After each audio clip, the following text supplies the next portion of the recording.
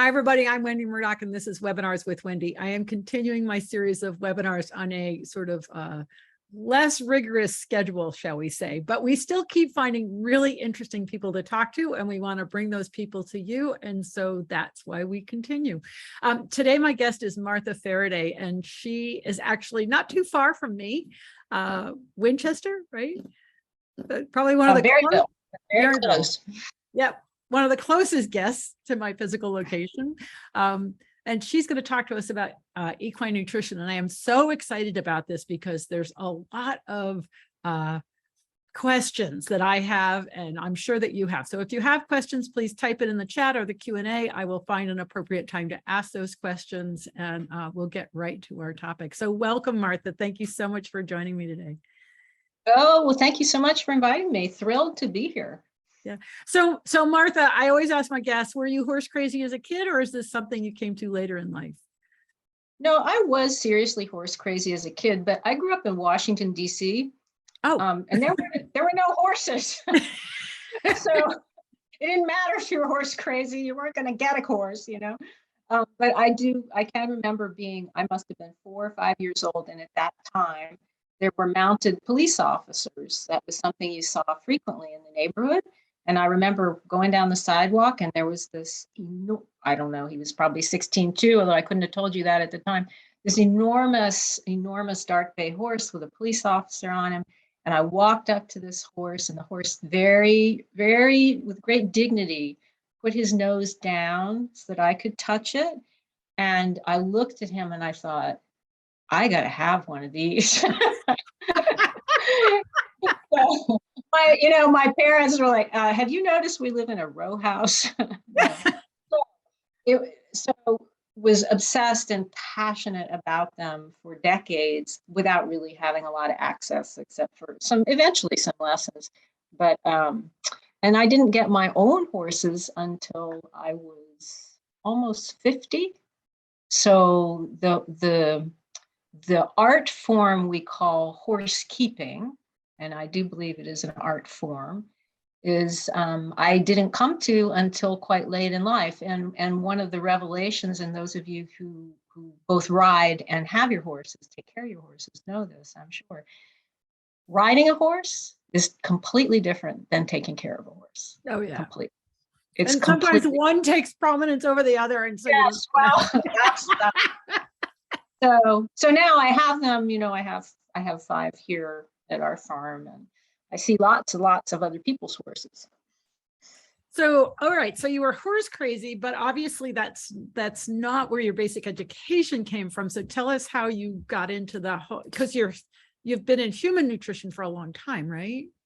I'm a PhD, and I worked in human evidence-based medicine. So not nutrition per se, but evidence-based medicine. So cancer treatments for people, really any kind of intervention you can think of for people. And my work, and I still do a little bit of this on the side, but I'm working my way out of it, is to support physicians when, there's the same problem in human medicine we have in veterinary medicine. There's lots of information out there. And the question is, when you're trying to optimize a therapy, first of all, we need to know, well, how much information do we have? But the second question is, how good is the information? Because just information by itself is not particularly useful necessarily. So I have spent quite a long time supporting physicians to figure out for a specific disorder. So prostate cancer, for example. So what are the best, most effective therapies? Where do we get the best survival? Where do we get the lowest side effects? Where do we optimize quality of life, for men who have this cancer? And then what can we do to support them after treatment to ensure the cancer doesn't return? So I spent a couple decades working with physicians to sort that out, because there's masses and masses of information out there, just masses of it. And one thing that physicians need to know, and this is not their training, is how good is that information? So how good was the study that actually created that information? Do we trust that information? Is this something we have confidence about? Are we confident enough to tell everybody to do it? Or do we have maybe questions that, I don't know, this study was small, or the study wasn't well run, or we maybe don't entirely believe the findings here, because you're always sort of juggling that in evidence-based medicine. But that skill set I bring into, what I do now with horses and trying to support owners to find what is the best way, what do we know about this problem, and what's the best way we can approach it? So what do we know is effective? How good is that information? Often with horses, there are lots of questions that have not been answered from a science basis, lots. And you're often hanging out there trying to figure out how do I manage my horse's chronic pain? How do I manage my horse's arthritis? How do I sort through this mass of information and figure out how to really help this animal who often is a beloved family member? And you don't want the suffering to go on. You want to really help. So I'm bringing that science basis to whatever my client says, here's the problem we're trying to grapple with. So if there is a scientific body of work around that, I typically would be familiar with that. And then also, you have to get comfortable working in the unknown, because a lot of times you just don't know. And a lot of times, well, nobody knows. So in those situations, you want to go down pathways where first you won't do any harm. And second, you leverage the body's ability to heal, because that is very powerful. So basically, if I can kind of put this together a little bit, what you're saying is, in the age of the internet, we are exposed to a whole lot more information than we ever were exposed to prior to the internet. But the question is whether or not that information is of good quality. In other words, you can Google any question you want and find answers, but the question is, are they valid answers? Is it somebody's just made up theory? Is it validated? And if it is validated, what's the authority of this voice? I mean, so this is a torment for the concerned owner who wants to address whatever's going on. I had a client tell me this is a few days ago that she was told, this was by an equine professional, it's a little scary. She was told that she should never feed her horse powders because all powders turn to concrete in the equine gut and they eventually die from a concrete layer that goes through the entire gut.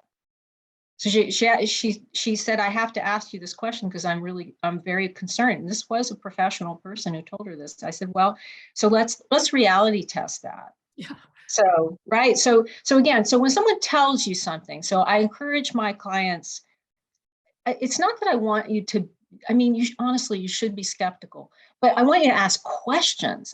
So someone says that to you, something like, ask a question. So I said, I'll call it reality testing. It's a term from psychology. Someone tells you something and you think, wait a minute, can that be true? So I said, so if this were true, what would happen out in the world? She says, what are you talking about? I said, okay, well, what proportion of supplements are powders? Like 90% of them. I said, so do we have news reports of tens of thousands of horses dropping dead from concrete guts from eating powders every day? She said, no. I said, is this true? She said, no.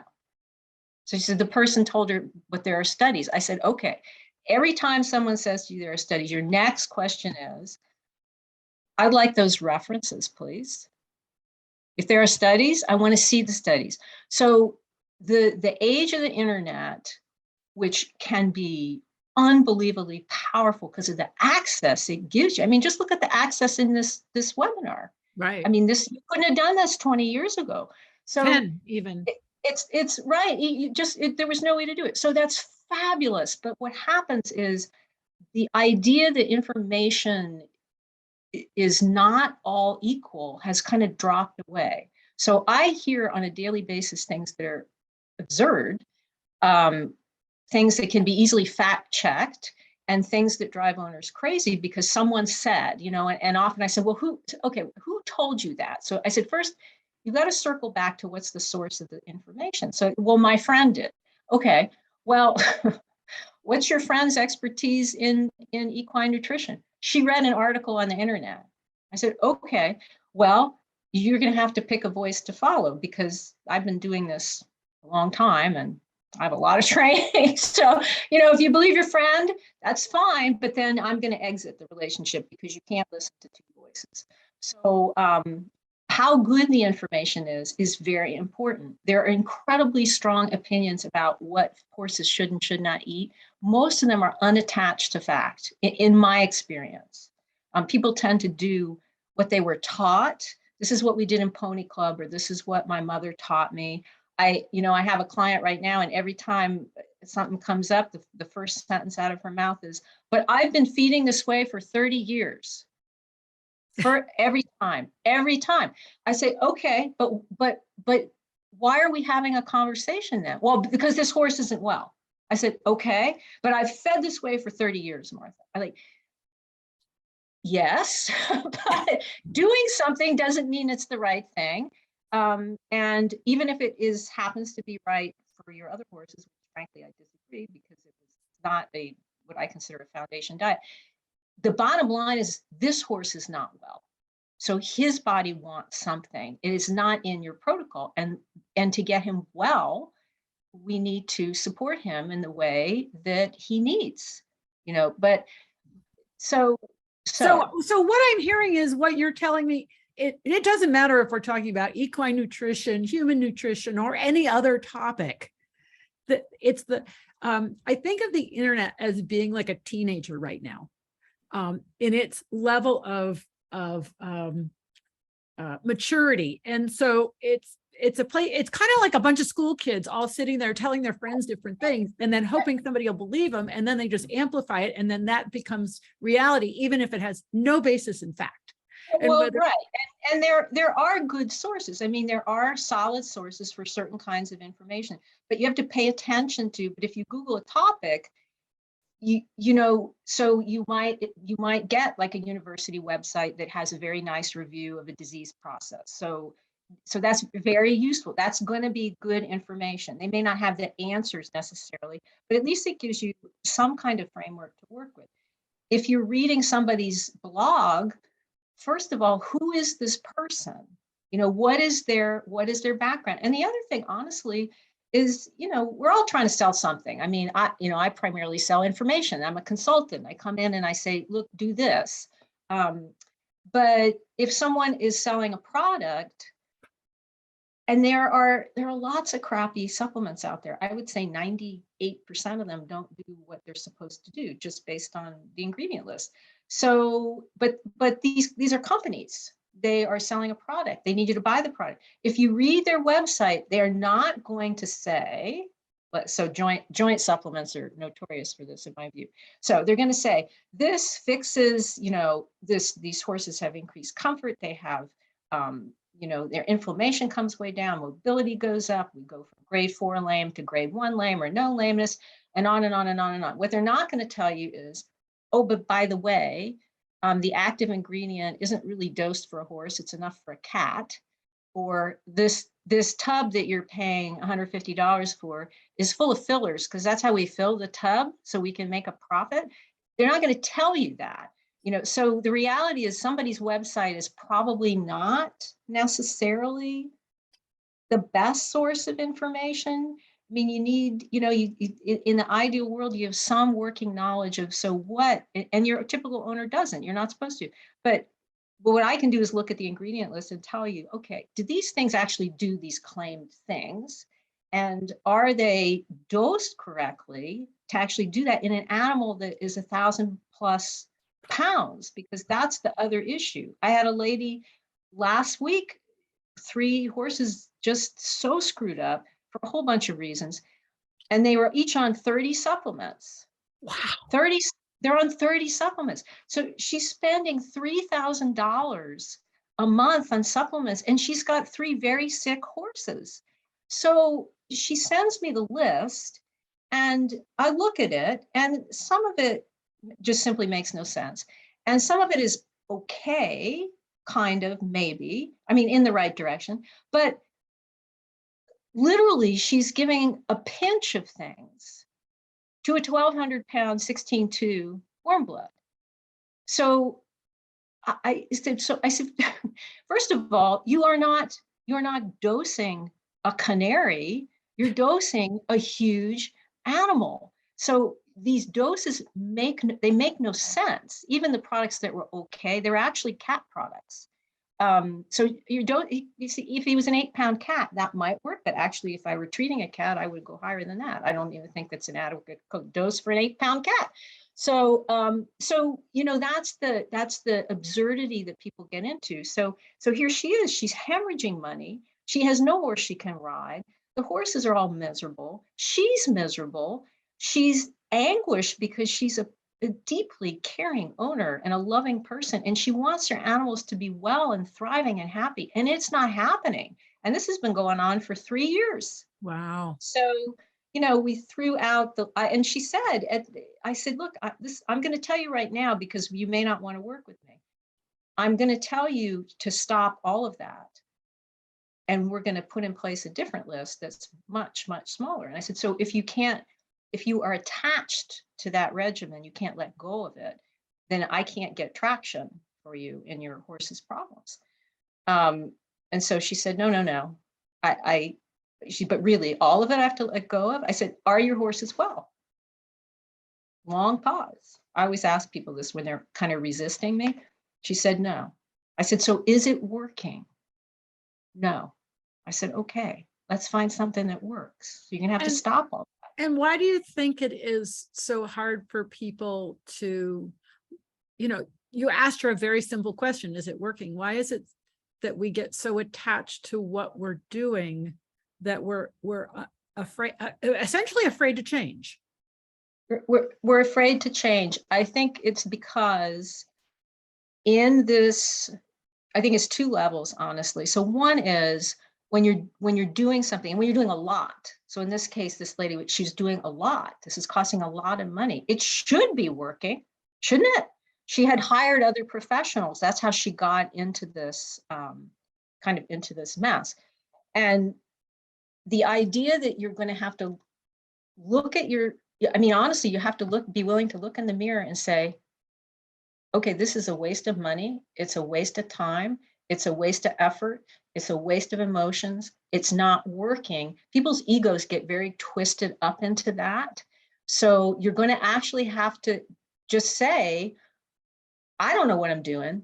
These people I hired don't know what they're doing. My horse is still sick. You know, the great thing about horses, I do some work with people. Horses are easier because they want to be well, and there's no placebo effect. They don't fake it, right? So that's the other thing. People say, well, how will I know this is working? Well, this is how you're going to know. It'll work or it won't work. You will know, because this is my stupid saying, the proof is in the pony. You're not going to wonder, right? You're not going to wonder. Oh, is that, you need to take them off? Oh, can you take them off? Okay, honey, thank you. Sorry, my other half just came to ask me, should he take fly masks off because we're about to have a storm? Thank you, honey. So the proof is in the pony, right? It's not a that's great. I love it. Yeah. Oh, there's no interpretation. There's no interpretation. Your horse is going to show you, I'm better, I'm the same, or I'm worse. And most of the people I work with are very good observers, because I mostly work with horses who are actually been struggling for a while. So they're very tuned to their horse, and they will notice small improvements, and you're going to know. So if you're giving 30 supplements and your horse isn't well, you need to start over. If you're giving 5 and your horse isn't well, you need to start over. You do, because though the elements are not interlocking and synergistic with whatever your horse's body needs. And I think people get afraid that if they take the horse off what it's on, even if it's not well, that it could get worse. It could get worse, right? Right. It could get worse. And no one, oddly, people tend to just add things. They tend not to subtract. So I started that. He's not really better. So now I added this, and now I added this, instead of just taking away the one that didn't make a difference as far as you could tell. So you get caught up, and then you're afraid to kind of let go of it. And then the other thing, I think our relationship with horses is actually very different than our relationship with cats and dogs and other companion animals. There is something about horses that gets at the heart of people, and they end up so committed to taking care of this animal and healing it, that there's this terror that if I deviate, I mean, if I change paths here and he gets worse, then that's on me. And I can't risk that. I can't risk that, even if it's not, it's not working. And also people forget what wellness looks like. Well, that was my next question is, what does a healthy horse look like? So a healthy horse, I don't see those. Because right, so if your horse is fabulous, you're not calling me. I wish the people who had the fabulous horses would say, look, my horse is fabulous. Let's just keep them that way. It's way, way, way easier to keep them there than it is to then disentangle, the 8 things that went wrong by the time he's 15. So a healthy horse has lovely body condition. They're not too fat. They're not too thin. They have muscle mass. Muscle is very important for horses for all kinds of reasons, but especially for older horses, muscle is what keeps them safe in their body. It's what lets you move the body, get up and down, navigate your pasture. So they have adequate muscle mass. Their feet are in fantastic shape. They have excellent hoof growth. You have no weird rings in the hoof. They do not get abscesses. They do not have white line disease. They don't chip easily. So you have strong, resilient hoof horn. If you don't have that, that is screams, at least to about 2 particular nutritional deficits that are very common in horses. So feet are fabulous. Joints are lovely. When you watch your horse move, he or she floats. He floats. At the trot, he floats up and down the hill. You see there is no hesitancy with any limb. Feet are just right where he or she needs them. They float. A healthy horse gait is a float. If they canter, that canter in the field is flowing like water. It floats. It's soft.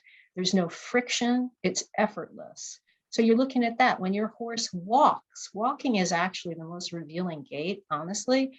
Obviously, but I always have people send me video walking in hand, preferably. So no rider, let's get that out of the mix, but walking and then backing up, because it tells you a lot about where they think their feet are. But walking, when your horse walks, it should be loose and free, should have an easy, long, natural step. The hips are moving smoothly and loosely back and forth. The whole body should just kind of ripple in motion with that walk without any hesitancy. So you're looking for that. Your horse does not have allergies. They don't have heaves. They don't have thrush. They don't have rain rot. They don't get what we around here call scratches, which is an infection on the lower limbs sometimes from being in wet grass. They don't have any of that because their immune system is really strong and it doesn't let any of those things take hold. They don't get sick. They don't. They have good heat tolerance. They sweat correctly and appropriately with the temperatures. And in the winter, they grow a really nice fluffy coat. So a lot of horses who don't grow a good winter coat are underfed proteins, and they can't grow a coat because you need protein to make hair. They have a nice mane and tail. They have a pleasant affect, accounting for temperament.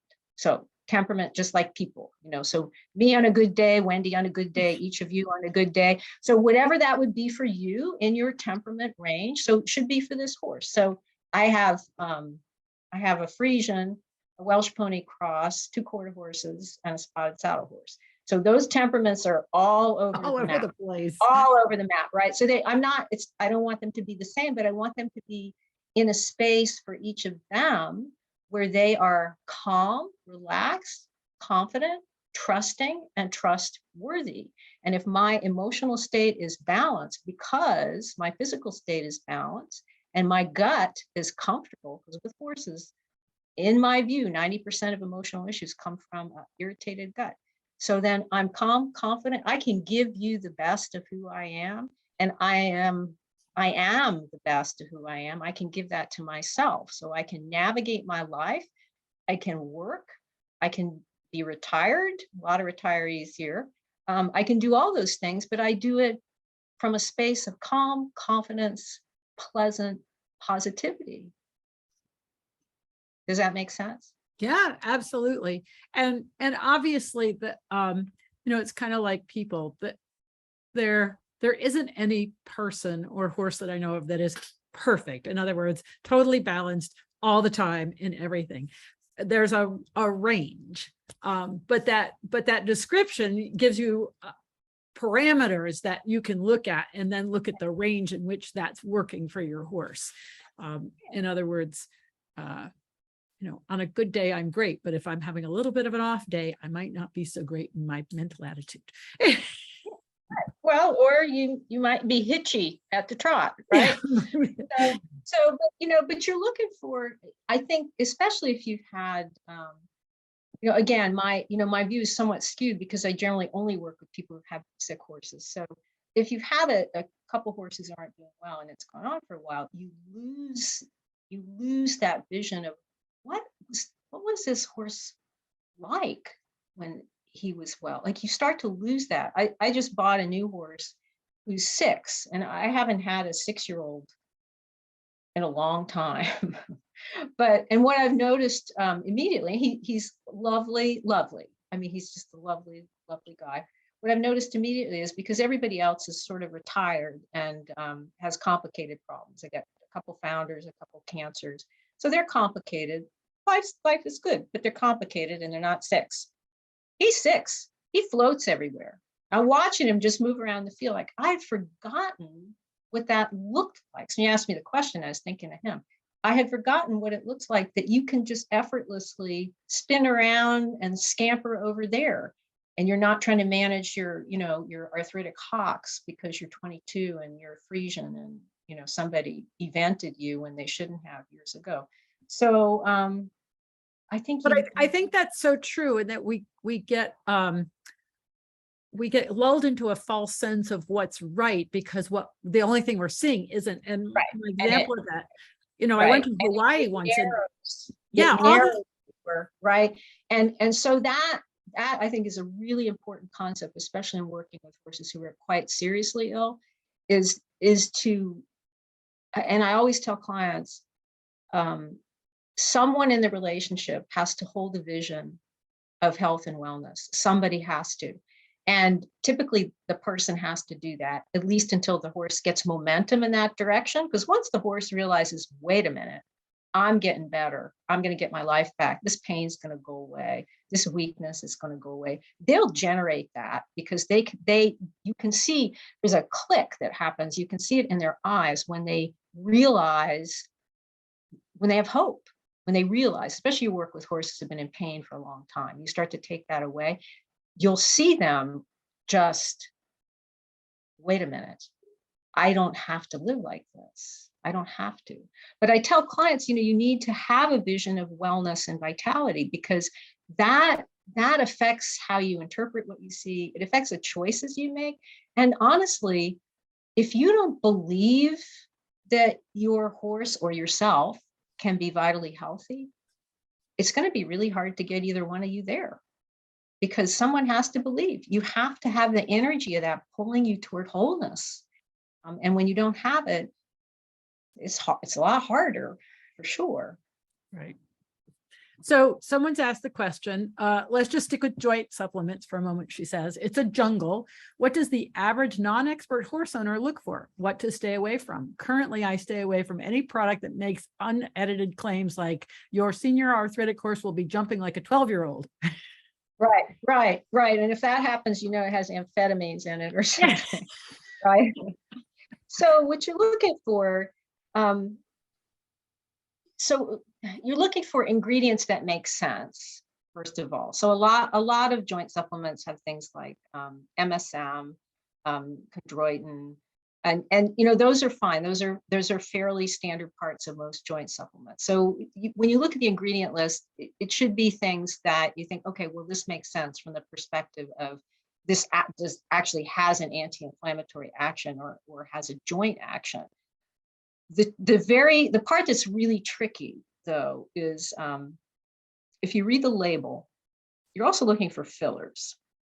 Because again, if you're going to spend your money on a joint supplement or a gut supplement or anything else, what you don't really want to be spending your money on is something that is 10% active ingredients and 90% garbage, because the fillers aren't necessarily benign. So you have to check that label carefully and see, because you want to see your active ingredient should be at the top, meaning most of it is made up of active ingredients. But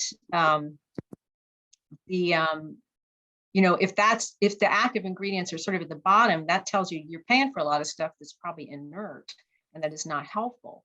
The other thing has to do with dosing. So just back to the example where the horses were getting cat doses. So whatever the active ingredients are, it has to be enough to make a physiological difference in a horse. Many of them honestly don't. And when you see these what I call cocktail products, so the product has 23 ingredients, they all have a joint action, and some of them you've never heard of, but you can Google it and you think, well, okay, well, that's not unreasonable. It's not toxic, it's not bad. But you look at that, and then when you look at what's the scoop size, you get this little tiny scoop. Okay, so now this is what I call reality testing. Is the amount in that tiny scoop likely to affect your 1,200 pound, in my case, 1,350 pound senior Frisian who's got pretty serious arthritis? Well, the answer is no, it's not going to do anything. So there's sort of those three pieces. Do the ingredients make sense?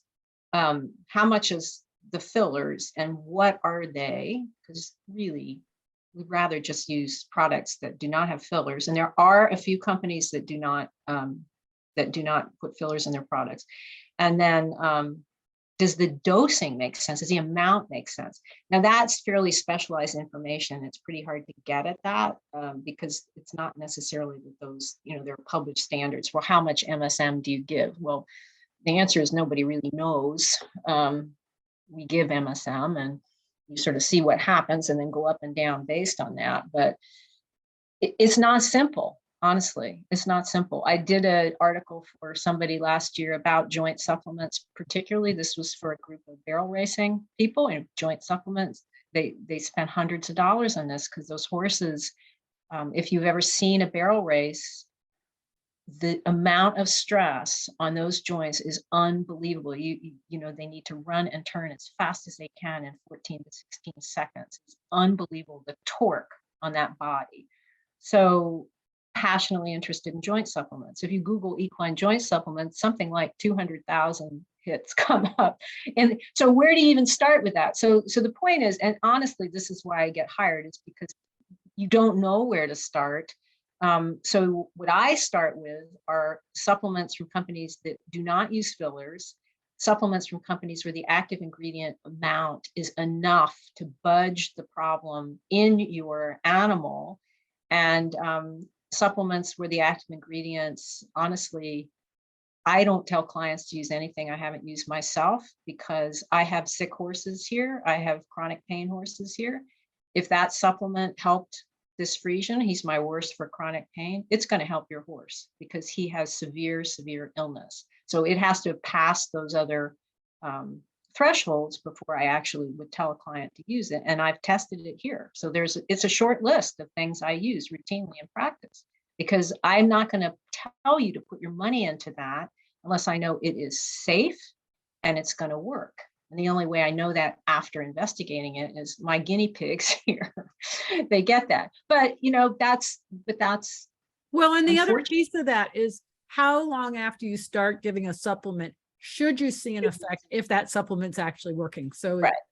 So timeline is very important. And again, if you put your horse on something, and it also depends on the underlying disease state. So if you have an acute injury that your vet says, look, he'll be fine in 2 weeks, just don't ride him. And so you're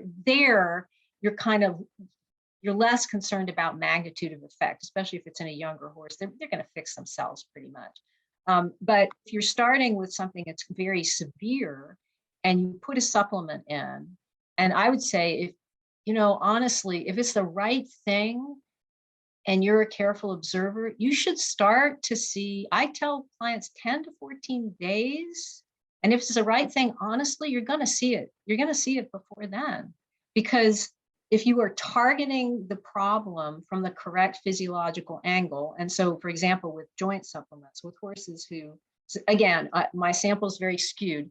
So I only work with horses who really have terrible joint stuff. So severe arthritis, they may have old injuries. So major problems, bone chips, bone spurs, like just a mess. So in trying to address that, what I do is triangulate on the problem from multiple physiological pathways. So you have to we want to knock the inflammation down clearly, because inflammation is an obstacle to healing. We want to clean the scarring out of the joint space, because if you do that, then the body can get blood flow and nutrients there and start to fix it. We want to give the body raw materials to help make more cartilage. So there's what I call, it ends up being a cocktail for horses with severe disease. But even with severe disease, they should shift by 10 days, by 14 days. If you see zip, it's not going to work. It's not going to work. It's either not enough by itself, which is often true with horses with severe disease. So you often need a synergistic selection of supplements where they're all amplifying each other's actions to get the body to fix itself, which it can do remarkably so. But if you have a horse with mild to moderate problem and it's not budged in 2 weeks, no, it's not going to do it. It's the wrong one, most likely, or it's not, the dose is incorrect.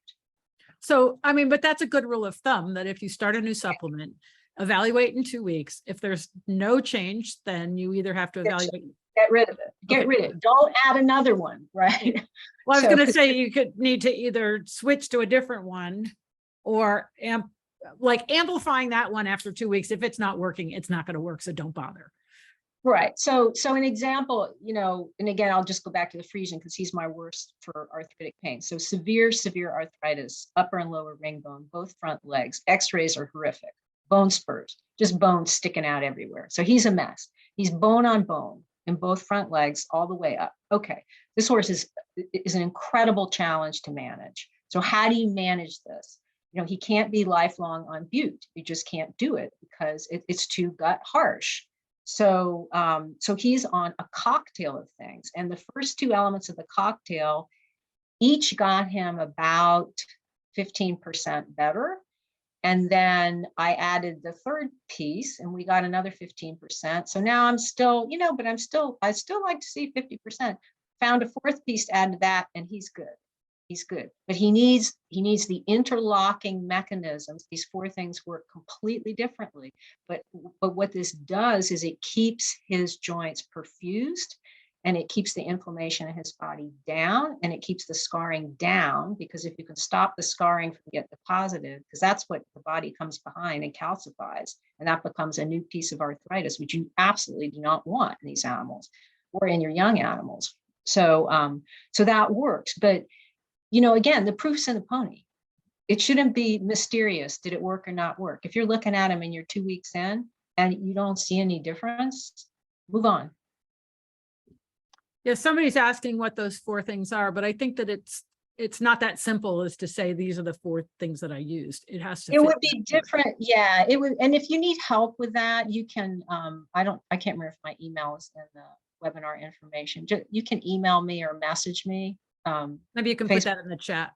Yeah, and because this isn't, again, you have to sort of be thoughtful about this. And again, I'm also, the bottom line though is the background to this. So we're talking about supplements. The other question is, well, what are you feeding your horse? Right. Because the diet, before you start throwing supplements in the mix, the first thing that almost always needs fixing is the diet. So the diet, really, in my view, for virtually any horse, it should be an anti-inflammatory diet, should have appropriate amounts of forage. It needs adequate trace mineral coverage. Most of the horses I see are not even close to where they should be. And most horses I see don't get enough protein. And horses, owners are frustrated by, well, I can't get any top line on him. Well, he's basically eating Triscuits. And to make top line, which is muscle, then you need enough amino acids. You need the raw materials to make muscles, and that's protein. So the first stop is always the diet, because if the diet isn't correct, even if you put the right supplements on board, they're going to have an uphill battle. So, so the foundation needs to be in place. And then based on that, often, thank you, Wendy, often with some horses, you put a foundation in place, and if you pause a bit, some things will just fix themselves. I had a client recently, a mare, very, very seriously ill with any number of things. And in that list were sarcoids, nasty bloody tumors sticking out of her hind legs. We didn't target the sarcoids. She had so many other things that were so much more important. So let's just leave those. We'll work on those in a bit. Let's address your very, very severe gut issues. So we start working on that. And the first step is always foundation diet. So do you have what your average horse needs to run their body? We put that in place and we start giving her gut support. And then we get about 6 weeks into this and the owner sends me a picture and her sarcoids are gone. Why are they gone? Because we fixed her gut, and 65% of the immune system's in the gut, and fixing her gut and knocking the inflammation down, because an inflamed gut is it is a fire hose of inflammation in the body. We fixed the gut, her immune system woke back up. Sarcoids are a virus. She also finally, for the first time in her life, got appropriate amounts of trace minerals, which are necessary to virtually every body system in the horse, but it's very important for immune strength. So she took care of the sarcoids herself. I think that this is really the key. And whether it's a person or a horse or a dog or a cat, you've got to look at the food that's going in is going to determine what is going to happen with the system, because that is the fuel, right? You wouldn't put diesel in your car because it would gum it up like crazy. You wouldn't put gas in your diesel engine. So in the same way, we need to be taking in appropriate basic fundamentals, and forage being the largest part of a horse's diet. And somebody's just asking, so any suggestions for this one. There seems to be a big increase in IR horses these days. In your opinion, is this because it went undiagnosed or something else? Insulin resistance. I mean, I know, even 20 years ago, you didn't see it like it is now. So I'm not sure why that is. I think part of it is there are breeds, certain breeds that are more prone to insulin resistance. So that's kind of your starting point. So it's often worthwhile to pay attention to your horse's genetics, because if your horse was bred for a specific purpose that involved not needing to eat much, and they're fed like a normal horse, or you feed them like a thoroughbred, let's say, you're going to have a mess. So one of mine is a spotted saddle horse. So, those horses were bred to need a tablespoon of something and to carry a rider for 30 miles a day, going on plantations and checking fence lines and doing it. So they basically were bred to be not necessarily insulin resistant, but we'll call it very thrifty, to not need much food. So you take a horse like that and you put him in the Virginia environment where we have this toxic green grass, and he can't function because and the lack of exercise. And the lack of exercise, right? Because I can't ride him 30 miles a day. So that's the other part of the equation. So a lot of it, I think, is sort of what's happened to modern horse keeping. So, if your horse is stalled half the day and you're riding 3 times a week, and the rest of the time he's standing out in the field and can eat whatever he wants, some horses are not going to be able to handle that. I struggle with clients frequently, and this is around the kind of this isn't rocket science. So why is your horse fat? If the horse eats more calories than he needs to run his body, he will be fat. This is not a mysterious concept. You can put humans, dogs, and cats in that picture too. Right. This is not like some big secret that we don't know. We do know this. Okay, we know this. All right. But people resist the concept that you should, with fat horses or with IR horses, be calorie aware, and you do have to pay attention to exactly what they're eating. And you do kind of, mine, because I have 2 founders here, no one is on grass. Spring, no one's on grass at all. Everybody's off. They live in a sacrifice field. There's something to eat there, but not enough to get into trouble. But right now, in kind of the end of summer, there might be on 2 hours a day in a big field. They're not going to really be on the field a lot until the winter, because it's always easier to keep the grass from going into the pony than to deal with He's now 100 pounds overweight. Now his arthritis is worse. Now his blood work's worse. So I think part of it is the horse keeping, and the idea that horses need to have food in front of them all the time, frankly, I disagree with. And if you do that, and your horse has tendencies to be insulin resistant or overweight, you will make them fat.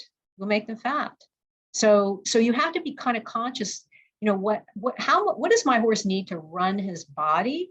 So how many calories does he need? But back to the foundation again, horses typically who are getting adequate amounts of key components, they are less likely to do that. I call it lawnmower eating or vacuum cleaner eating, where as soon as they get out, they've got their heads down and they're inhaling every calorie they can get down their throats. They're less likely to do that because they usually have better satiety. So, and then exercise is a huge part. You know, that horse, the spotted saddle horse, he is IR, and he's a little too fat. And when I was riding him 6 days a week, you know, that worked. And he was still always a little bit too fat, but not horrible. And now he's retired for cancer, so I can't do that. So it's much harder to control his weight, but you know, his food is tightly controlled. He cannot eat all he wants. And one of the things I think too is that we get used to seeing horses of a certain body weight or type. There are a lot of people that confuse muscle and fat. Right. But we also have an image of seeing that filled out horse that, you know, when we start to see ribs, a lot of people don't realize that's actually good. Yeah. Hey, ribs, you know, your horse, so you're exactly right about that, not understanding how to look at body condition. So if you look at your horse, and I always have people send me a picture from the side and a picture from the back, because I want to see the contour of the belly. So if you're looking at your horse from the side and that belly comes down and then back up, your horse is probably too fat, because you shouldn't have a big belly dip. They should kind of come down a little bit. The girth line is up a little higher. The belly should come down, but then it should come back up to the abdomen. So you shouldn't see that. There's nothing wrong with ribs. I mean, honestly, the ideal body condition, when you might see a rib or two when they're moving. When they're standing, you don't see the ribs. And you can palpate the ribs. I mean, when you run your hands over your horse's body, you can feel the bones under there. You look for fat pads behind the shoulder. So that's very common. Fat pads, people have more trouble understanding that fat pads on the rump. You know, it's just harder to is that muscle? It's still hard. Well, maybe hard fat. And then if you have a horse who has those tendencies, you're also watching for that crusty neck. And you don't want a hard, crusty neck. So, you know, that's a pretty much of a harbinger of insulin resistance. So honestly, I think a lot of it's horse keeping, but as part of that, it's that most horses aren't on a diet that I consider a foundation diet, meaning it addresses their basic needs, and systems will begin to go out of balance eventually. Might not happen if you're with your 6-year-old, like the one I just got, but by the time he's 10 or 12, things may start to go wrong because he's been trace mineral deficient, or he's been protein deficient, or his thyroid's getting tired. So somebody's saying that she's looking for suggestions for a horse that is allergic to everything. A boarder has me giving her horse 20 Benadryl a day along with 6 other joint supplements, and he's still an itchy mess. It sounds like. Yeah, he's toxed out, poor guy. So in a horse like that, first step is the food. First step is the food. So itching in horses, generally, it's actually not that much different from dogs. So itching in dogs, if you have dogs, you know, dogs that chew their paws are itchy. Often it is a food reaction. So itching in horses, the first thing I would do with a horse like that is whatever he's eating, scrutinize the labels and make sure it's not full of junk. Soy-based feeds often will trigger an itching response or an intractable allergic response. So I would get him off anything that has soy in it and just put him on what I call plain whole food. He probably is trace mineral deficient, because that honestly is always true. And that has an effect on skin integrity. The fastest fix for an itchy horse is flaxseed oil. Because if you feed a couple ounces of flaxseed oil twice a day, there are a couple studies have shown flaxseed oil It penetrates the skin, and ground will work, but oil's faster when they're super itchy. It penetrates the skin and it reduces the histamine response, the response that makes them itch. So this actually works reasonably well with horses who have sweet itch, response to the Crucoides midge that makes them scratch themselves raw. So that horse, I would get him on a whole bunch of flaxseed oil, at least 2 ounces twice a day. He probably needs extra E as well. It has a role in skin integrity. There's probably a deeper problem, most likely a gut issue, because again, we go back to the gut. When the gut's in good working order, in us, your dog and your cat, in your horse, but horses especially, when the gut is healthy and the mucosa is nice and juicy and rich with mucus, a whole lot of things don't happen. They tend not to be allergic. Skin will be good. Feet will be good.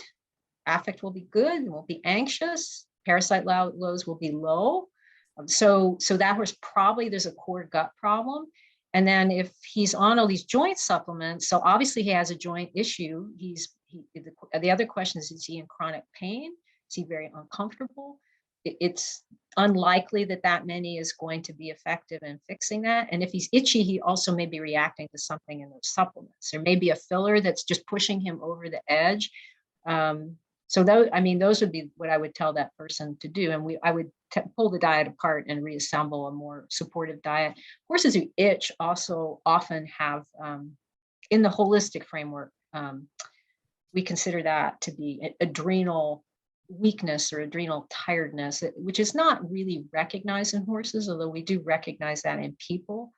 But that the reason that concept's relevant is because the adrenal glands control many things, but one of the things they control is that immune hyperactivity. So if you think of itching, if a horse, everything itches him, the immune system in that case is responding to something that doesn't matter. So it's overreactive. So this is also horses who, get hives if they get a bug bite and they swell up this giant mass on their neck or something. So the immune system is really overreacting.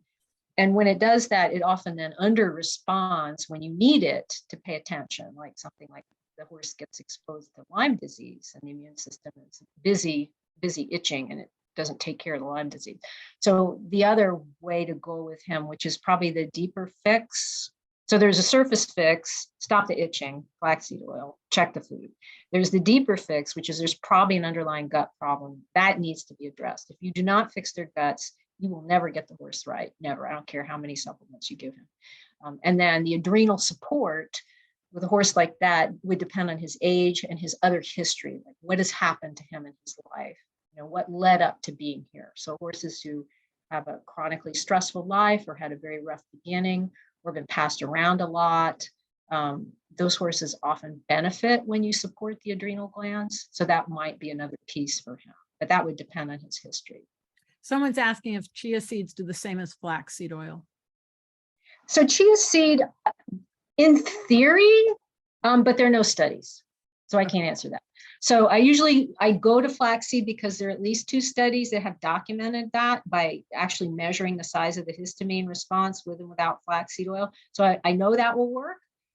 Chia seed's another high omega-3 substance. So the thing about flaxseed oil for horses, the omega-3-6 balance, probably ideally in the range of 5-to-1. So 5 omega-3s, which are anti-inflammatory, to 1 omega-6, which is pro-inflammatory. So flaxseed hits that. It's 5-to-1. Chia, I'd have to look up. I can't remember, but it is high in omega-3s. You could try it. You probably have to give quite a lot, though, to get the same oomph that you would get out of 2 ounces of flaxseed oil twice a day. And you can go on Amazon and buy flaxseed oil. It's not that expensive. Or Google for bulk flaxseed oil. I mean, it also does other things. It is a background anti-inflammatory, again, because of the high omega-3s. It's a gut-friendly oil. If a horse needs a little bit of weight, that's helpful. And it will make, will make them nice and shiny. I mean, you can make them shiny with crappy oils too, but it will give them, will definitely give them that healthy coat look. It also has a background, subtle, depends on the horse. Some horses find it calming. So sometimes you can get a lot of just sort of little tweaks out of a couple ounces of oil twice a day. So is there a way to test a horse's gut health? Is there a test for that? Not, not really. Not in the sense that, are you going to know, are you going to know all the way through, is this horse gut in good working order? There's some things I consider indicators. So, you've probably all heard this saying, no hoof, no horse. So we all know if your horse's feet aren't good, your horse is not going to be functional. So there's a corollary to that, and I do not know who said this. I've looked for it and I can't find it. So some very smart person said this. And the corollary saying is that a horse is a gut on legs. And so why is that important? Because if you envision your horse, you're looking at your horse from the side. Now, if you look at that barrel, so there's a heart in there, and there's lungs, and there's liver and bladder. But 90% of that space is taken up by guts. So a 1,000-pound horse has 90 feet of gut, 90 feet. So think about what that means. So this is back also to the absurdity of giving them, a cat dose of something. You've 90 feet of gut. What's going to be left after the first 2 inches? So 90 feet of gut. So, and they also have a structure that predators don't have. So they have a, stomach and small intestine and colon like we have, but they have this thing we call the hindgut. And that is a massive organ that takes up the whole back of your horse's barrel. So it's 3 by 4 feet. Just think of that for a minute, how big that is.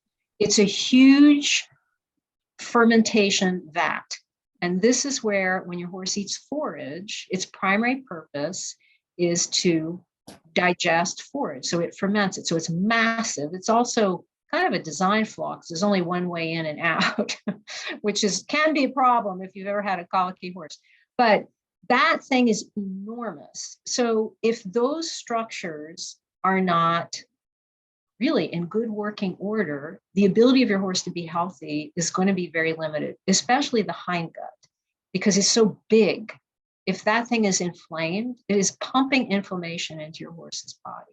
I cannot tell you how many horses I've seen with joint issues, especially shifting lameness. Actually, I had one about 2 months ago, local horse, shifting lameness. Can't find anything wrong with him. X-rays are clean. His horse, why is he lame? First is right front, then left, then right hind. Owner is ripping her hair out. She's had 5 or 6 vets go over this animal. No one can find, he doesn't have a joint issue that anyone can find. And I wasn't even going to go see him because he was too far. I don't, he's 2.5 hours away. Like, I don't want to go that far. I don't usually go that far locally. And the young lady called me and she was crying on the phone. And I said, oh, okay, stop crying and I'll come. Stop crying. Stop the crying. So I get down there and I'm thinking, this horse, what in the heck is going on? He wasn't that old. He's a great big beefy quarter horse, that old stock style. He's huge, like built like a tank. Lovely, lovely guy. He's only 11 or 12. He's lame, he's lame. So I'm looking at him and he's also covered with a layer of fluid. So he looks puffy. He's very puffy. And if you push on his skin, he kind of dimples. So he's covered with fluid. It's puddling around his coronary bands as well. And it kind of ripples when he moves. And I said, so how long has he been like this? And she said, well, it's been 6 or 7 months. And I said, well, what did your vet look at this? She said, the vet said I was imagining it. I said, no, you're not. He's covered with fluid. He's covered with fluid. So I said, there's nothing wrong with his feet and there's nothing wrong with his legs. His gut is so screwed up. His hindgut is so leaky. He is actually just leaking fluid through the mucosa wall into his body. And that's what this is. This is inflammatory fluid. And that's why he's lame, because it hurts when your body's full of inflamed fluid. So we put him on some very aggressive gut support. She sends me a picture a week later. The horse dropped 100 pounds in fluid on weight taping. He's not lame.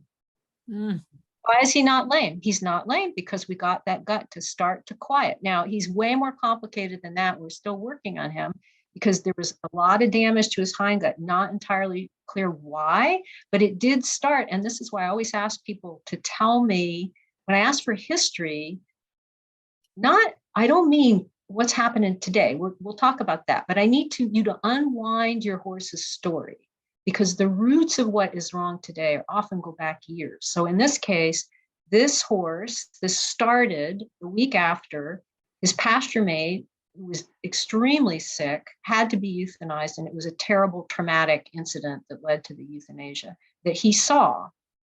And then he just fell apart physically. So it started with a serious grief incident, and he could not navigate that.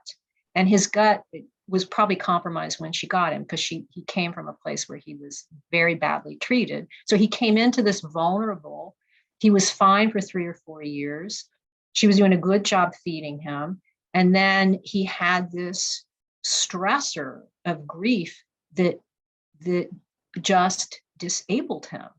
And his entire gut just imploded. And that's what it was.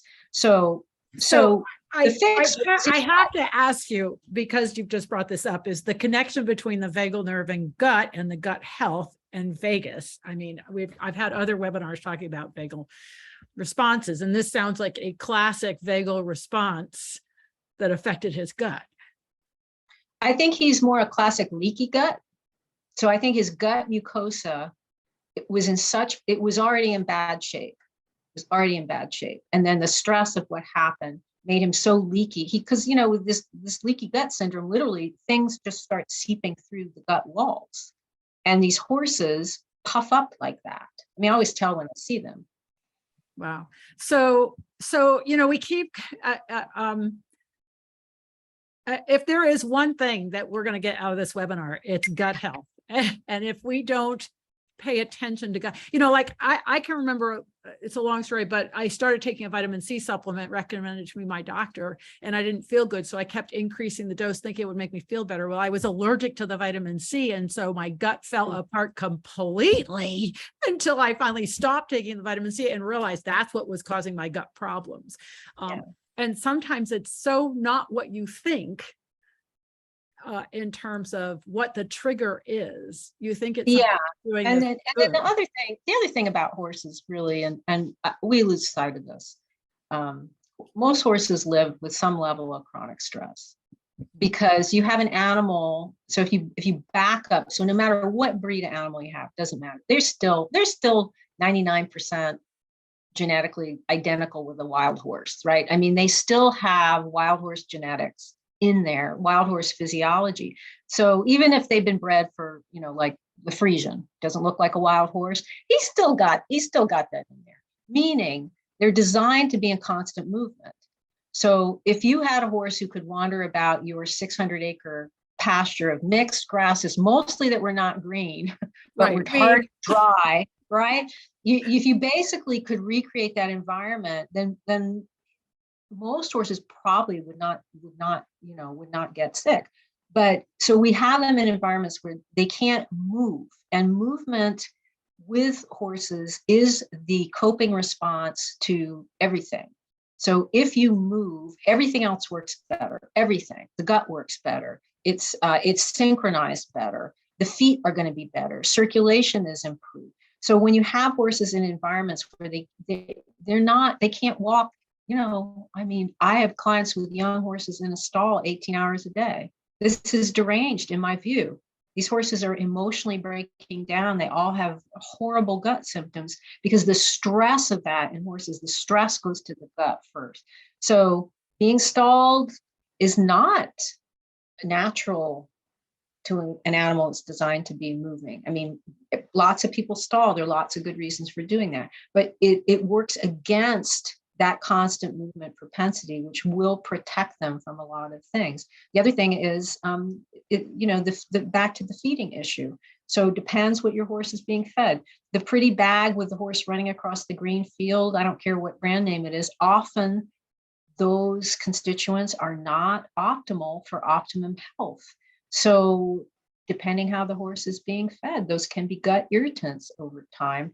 And then you put wrong food with inadequate constituents to keep the gut mucosa tight and healthy, You mix that up with a little chronic stress. So now if you have a performance horse, a horse you're hauling around to show, these are hard. You know, we ask a lot of them. We ask a lot, and most of them do it, and most of their suffering is quiet, and they don't do anything until it hits a point where they can't take it anymore on their own. And then you have a horse who starts to act out, or it becomes girthy, or starts kicking out, or won't pick up a particular lead, or is cross cantering, or is doing all these things. And people say, well, that's a training thing. Well, no, it's probably not. It's probably pain or disability at some level.